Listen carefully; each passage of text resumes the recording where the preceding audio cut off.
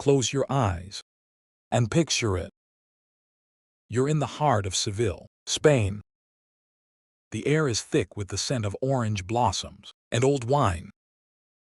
Inside a dimly lit room, a solitary dancer spins. The singer wails a mournful cant jondo. The guitar strings snap with ferocity, and the crowd sits in stunned, breathless silence. For a brief, magical hour, time stops. It feels like pure, unfiltered passion. It feels like magic. And for the audience, paying anywhere from 35 to 80 euros a head, it absolutely is. But for you, the owner standing in the back of the room, watching the clock, it's not magic at all. It is math. Brutal, unforgiving math. The romantic fantasy of owning a flamenco tablao in Andalusia is that you are the custodian of an ancient, fiery art form. You imagine spending your nights drinking rioja with legendary guitarists, surrounded by the bohemian elite, living a life of pure cultural immersion. The reality is that you are managing a highly volatile, perishable inventory business. You are operating in 500-year-old buildings with horrific plumbing, while negotiating with gig economy artists who can and will walk across the street for 10 euros more. If you strip away the polka dot dresses and the theatrical lighting, this isn't the business of selling passion. You are running a high-turnover logistics operation, disguised as a cultural phenomenon. Welcome to the economics of owning a flamenco tablao. To understand how money is actually made in this industry, we first have to understand that flamenco is not a monolith. The market in Seville is sharply divided, and choosing your lane dictates your entire financial structure. There are generally 3 distinct models of tablao, each serving a completely different customer base, with wildly different economics. Model 1. The Tourist Factory. These are the massive 300-seat venues.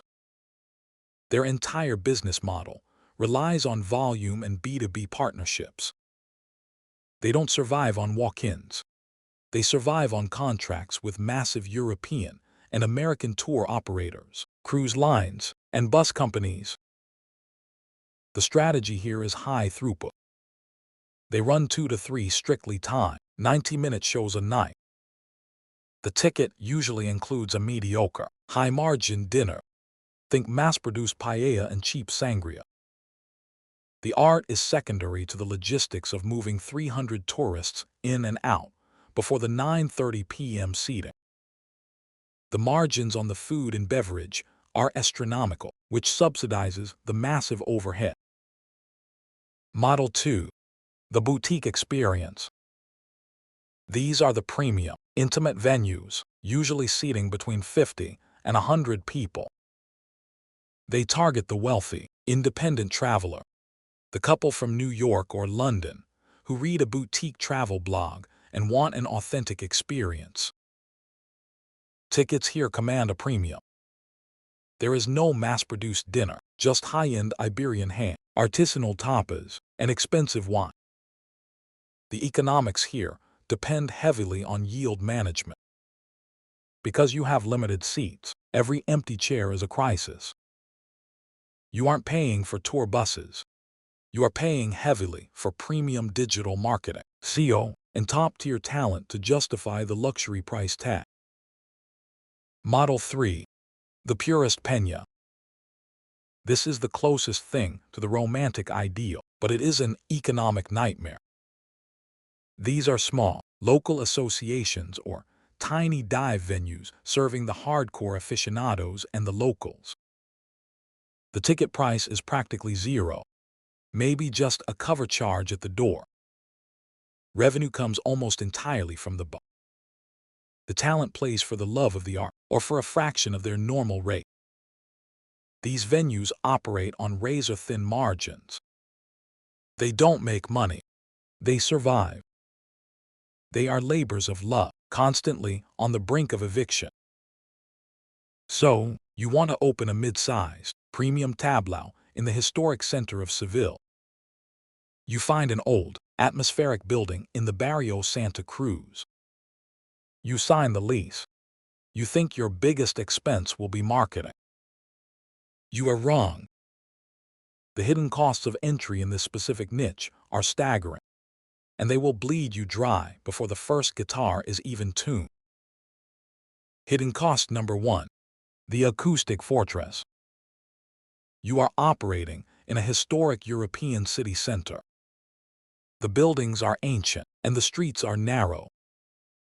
A flamenco show is incredibly loud. The zapatado, the rapid, percussive footwork of the dancers, is essentially a series of controlled, localized earthquakes. Seville has incredibly strict municipal noise ordinances. Before you can legally open, you have to spend tens of thousands of euros soundproofing a 16th century space. You are building a room within a room, floating floors, and acoustic ceilings, all while navigating a labyrinth of heritage preservation laws that won't even let you paint the facade the wrong shade of yellow. Hidden cost number 2. The stage destruction. Let's talk about the tablao itself, the literal wooden stage. This is not a normal stage. It is a highly specialized musical instrument. It has to be built with specific types of wood, often pine or oak with hollow chambers underneath, to resonate perfectly when struck. But because it is being pummeled by steel-reinforced shoes for 4 hours a night, the depreciation rate is insane. You aren't just sweeping the stage at the end of the week. You are constantly repairing, sanding, and replacing destroyed panels. The stage is a consumable expense. Hidden cost number 3. The distribution toll. Tourists don't just magically find your venue. In a city saturated with flamenco, you have to pay the gatekeepers. This means massive commission structure. Hotel concierges, local tour guides, and online travel agencies don't recommend your show because they love your art. They recommend it because you give them a 20 to 30% kickback on every ticket they sell. This invisible distribution toll immediately slices a third of your gross revenue right off the top. Hidden cost number 4. The talent bazaar. Flamenco artists are the ultimate gig workers. They are fiercely independent. There are no long-term exclusive corporate contracts in this world. You are essentially assembling a new sports team every single week. To get the best dancers and singers, you have to negotiate constantly. And because the artists know exactly how many tourists are in your room, they know their worth. If a rival venue across the river in Triana offers them a slightly better rate for the Tuesday night slot, they are gone. Your talent acquisition cost is a daily, exhausting negotiation. This brings us to the core economic irony of the industry, the central paradox of the flamenco business. To sell an experience that feels completely wild, raw, and spontaneous, you must build a back-end operation that is ruthlessly corporate, precise, and mechanized. The tourist pays to see a dancer lose control. They pay to witness a moment of joie, that mystical, overwhelming, emotional state that flamenco is famous for. They want to believe the performers just wandered in off the street and started clapping. But to reliably deliver that feeling of unbridled chaos at exactly 7:00 p.m. and 9:00 p.m., 365 days a year, requires military-grade logistics. The more authentic the art appears on stage, the more aggressively commercial the business model must be behind the scenes to sustain it. You are industrializing a human emotion. To see how this evolution plays out, we just have to look at the historical trajectory of the most iconic legacy tablaos in Seville. venues that have survived since the tourism booms of the 1960s and 70s. If we look broadly at the industry veterans, the places widely cited in global guidebooks, we see a masterclass in economic pivoting. In their early decades, many of these venues operated much like the romantic ideal. They opened late, around midnight. They catered to a mix of wealthy bohemian locals, bullfighters, and a trickle of intrepid international travelers. The shows were loose, unpredictable, and ran into the early hours of the morning. The economics were chaotic, but the overhead was low, and the real estate was cheap. But as global travel became democratized, and low-cost airlines began flooding the local airport with weekend tourists, the smart operators realized that the midnight bohemian model was dead. According to industry trends observed over the last 2 decades, the surviving legacy venues completely overhauled their operational structures. They stopped being late-night bars and became high-efficiency theaters. They moved showtimes up to 6:30 p.m. to capture the pre-dinner tourist crowd. They eliminated the unpredictable, hour-long guitar solos and implemented strict, tightly choreographed 75-minute sets. They realized that the local Sevillano was no longer their target demographic. The local is not going to pay €45 to see something they can catch at a neighborhood festival for free. The legacy venues survived by ruthlessly optimizing for the international credit card, packaging their rich history into a highly digestible, perfectly timed product. They kept the world-class talent, but they placed it on an industrial assembly line. Because this business model relies entirely on external foot traffic, the financial variance between a good year and a bad year is terrifying. You are entirely at the mercy of macroeconomic winds. Let's look at the good year. In a highly favorable economic climate, the stars align perfectly. The euro is weak against the dollar, sending a tidal wave of American tourists across the Atlantic.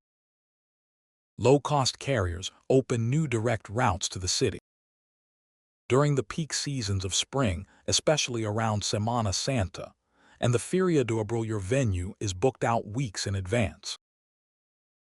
Because your fixed costs, rent, insurance, baseline wages, are already covered by the first 40 tickets sold. Every ticket sold after that is almost pure profit. You operate at 95% capacity. The tourists, flush with vacation euphoria, are buying premium bottles of wine at a 400% markup. Your talent is happy because the tips and energy are hot, and your cash flow is a raging river. You feel like a genius. But in a bad year, the leverage works against you with brutal speed. It starts with the climate. A brutal heat wave hits Andalusia in late June, pushing temperatures to 110 degrees Fahrenheit. The streets empty out. International media reports on the deadly heat, and European tourists cancel their late summer bookings, opting for the cooler beaches of Portugal instead. Then, inflation hits the broader European economy. Tour operators start aggressively renegotiating their contracts, demanding higher kickback percentages just to bring their buses to your door. Because you are legally locked into your expensive commercial lease in the historic center, and you still have to pay your elite dancers to keep them from defecting to your rivals, your overhead remains paralyzingly high. Suddenly, you are running a 100-seat venue for 25 people. The energy in the room dies. The performers look bored. The negative reviews start trickling onto TripAdvisor, complaining about a lack of atmosphere. Your premium wine inventory sits collecting dust, and your profit margins evaporate overnight. In a bad year, a tablao doesn't just lose money. It actively burns it, month after agonizing month. Running a venue like this is the ultimate test of cognitive dissonance. You have to love the art enough to understand what makes it brilliant, but you must be cold enough to treat it like a commodity. Ultimately, owning a flamenco tablao is not the business of spontaneous passion. It is the meticulous, ruthless capitalization of a single, highly orchestrated heartbeat.